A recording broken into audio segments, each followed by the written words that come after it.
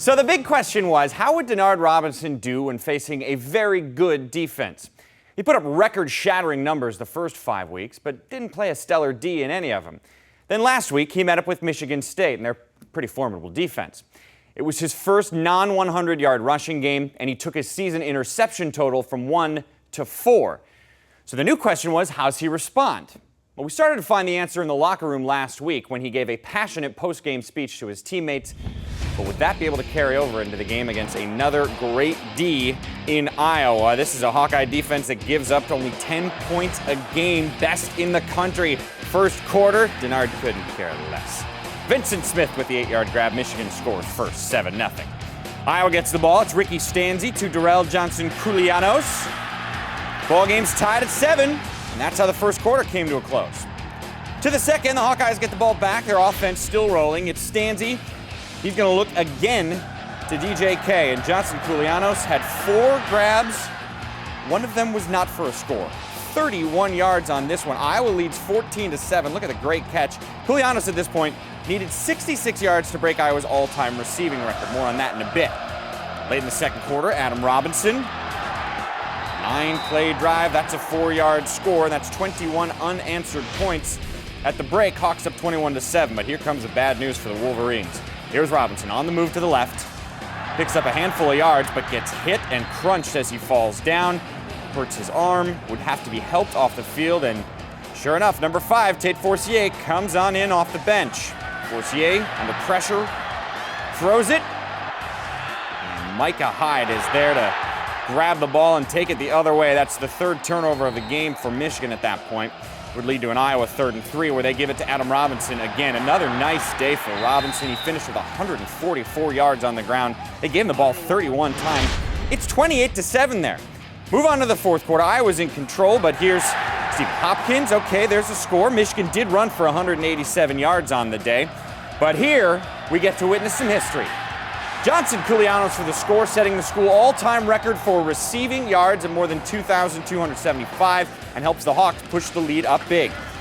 Michigan gets it back and needs a comeback, needs a big play. How about Junior Hemingway with a 45-yard grab? Leads down to 14. Wolverine defense, they're doing their part too. Here's a handoff.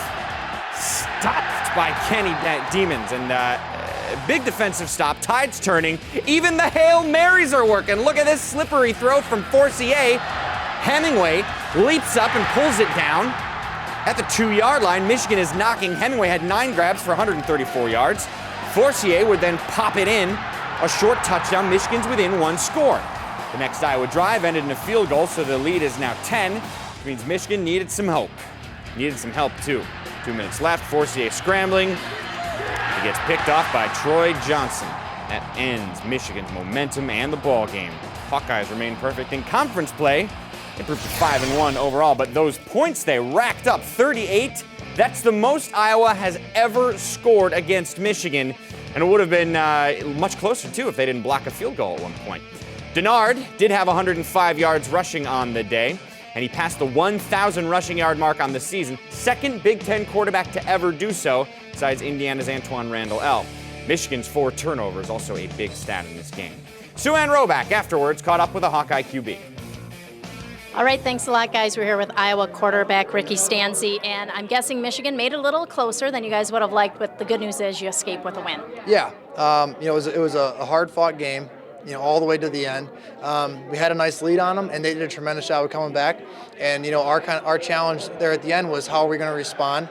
Can we put a drive together and get some points and kind of alleviate some of that pressure that was being put on our defense? And our offense did a great job responding. Coach O'Keefe did a tremendous job calling that last drive and throughout the whole game. But kind of more importantly, that last drive when we really needed those plays, those huge 3rd downs, and guys like Marvin, the O-line, A-Rob, they stepped up and made some really big plays down the stretch. Coach was saying he feels like the offense is really coming along and starting to gel. Are you feeling good about where you guys are at right now? Yeah, there's still a lot of work that needs to be done. We have a lot of mistakes on this film, I think, already that I can remember just from what just happened, and we have to correct those mistakes, and we have to go into tomorrow with the attitude of improvement, and that's really what matters. And this win's nice, but we're getting on the plane. I'm thinking about what we did wrong and what we can do to improve. I'm thinking everyone knew going in that it was going to be a battle between their high-scoring offense, your tough defense. Talk about the play of your defense, because they really came up with a lot of key plays in this game. I mean, their ability to get turnovers when we needed them, that was tremendous. And they put us in some great field position along with special teams, and then we were able to execute on offense. But it all starts, with your defense and special teams, and then getting us the ball. And then, if we go out there and do our job, it kind of makes our lives a lot easier with, the field position that they give us. You've had a couple very close games so far in the conference. It looks like if you're going to win in the Big Ten this season, you're going to have to earn it. Yeah, I think that's kind of something that across the nation, you try to have that mentality going into every game, no matter what conference you're in. You want to be, the kind of team that understands it's not going to be easy to win in college football, period. So, Coach talks about that, and we know that in order to win, we're going to have to play very good football. We're going to have to be, mistake-free, and we're going to have to execute down the stretch. Well, congratulations on this win. Good luck next Saturday against Wisconsin. Thank you.